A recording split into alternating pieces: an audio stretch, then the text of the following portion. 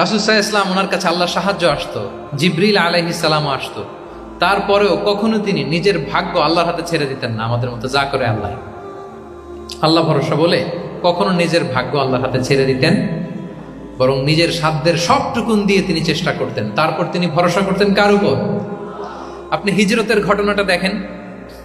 আল্লাহ যেদিন বললেন যে আজ রাতেই তুমি আর আবু বকর হিজরত করো, রাসূল সাল্লাল্লাহু আলাইহি ওয়াসাল্লাম ওই দিন দুপুরবেলা আবু বকর রাদিয়াল্লাহু তাআলা আনহুর ঘরে গেলেন। তিনি কখনো দুপুরবেলা বেরোন না, তিনি কখনো মাস্ক পরে বেরোতেন না। সেদিন তিনি মাস্ক পরে বেরোলেন, খারাজা মুতাকান্নিয়ান, মুখ ঢেকে বেরোলেন। আবু বকর রাদিয়াল্লাহু তাআলা আনহুর ঘরে যেয়ে বলেন, আবু বকর আখরিজ মান ফিল বাইত, ঘরে যারা আছে বের করে দাও, প্রাইভেট আলাপ আছে।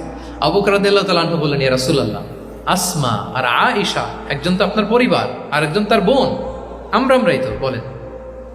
রাসূল সাল্লাল্লাহু আলাইহি ওয়াসাল্লাম আশ্বস্ত হলেন, বললেন যে আজ রাতেই আমরা হিজরত করব, আজ রাতেই। মক্কা থেকে মদিনা হচ্ছে উত্তর দিকে, কোন দিকে? আপার নর্থ।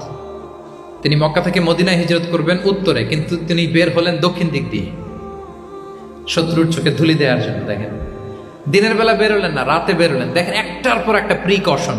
দুপুরে বেরোলেন, চেহারা ঢেকে বেরোলেন, প্রাইভেসি মেনটেন করলেন। ডেস্টিনেশন এদিকে বের হলেন, এই দিক দিয়ে সবার চোখের অন্তরালে তিনি বের হলেন।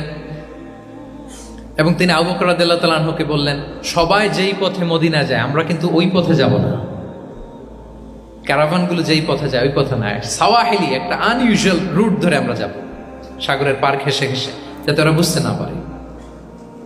এই জন্য আবু বকর রাদিয়াল্লাহু তাআলা আনহু একজনকে ভাড়া করলেন, আব্দুল্লাহ ইবনে উরাইকিত নামে, যে আনইউজুয়াল রাউটটা চিনে, যে সাগরের পাশ ঘেঁষে চলে যাওয়া পথ দিয়ে মক্কা থেকে রাসূল সাল্লাল্লাহু আলাইহি ওয়াসাল্লামকে মদিনায় পৌঁছায়।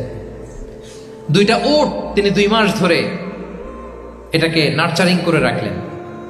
3 দিন আবু বকর রাদিয়াল্লাহু তাআলা আনহু এবং রাসূল সাল্লাল্লাহু আলাইহি ওয়াসাল্লাম গারে সাউরে অবস্থান করলেন 3 দিন, যাতে করে বুঝতে পারেন যে মক্কায় তাদের ব্যাপারে কি বলা হয়। এবং আবু বকর রাদিয়াল্লাহু তাআলা আনহুর ছোট্ট ছেলে আব্দুল্লাহকে অ্যাসাইন করা হলো যে, আব্দুল্লাহ, তুমি তো ছোট মানুষ, তুমি প্রতিদিন মক্কার বাজারে যেয়ে শুনবা যে আমাদের ব্যাপারে কুরাইশরা কি বলে। নিশ্চয়ই তারা তন্ন তন্ন হয়ে আমাদেরকে খুঁজবে, না পেয়ে ওরা কি কি পলিসি নেয় এটা এসে আমাদেরকে জানাবো। সুবহানাল্লাহ।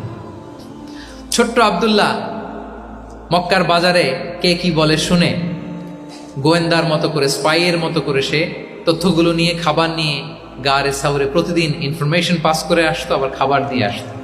আচ্ছা বলেন তো, এই ছোট্ট আব্দুল্লাহ যেই পথে যায়, মরুভূমির উপরে তার ফুটপ্রিন্ট আছে না, আব্দুল্লাহর ফুটপ্রিন্ট।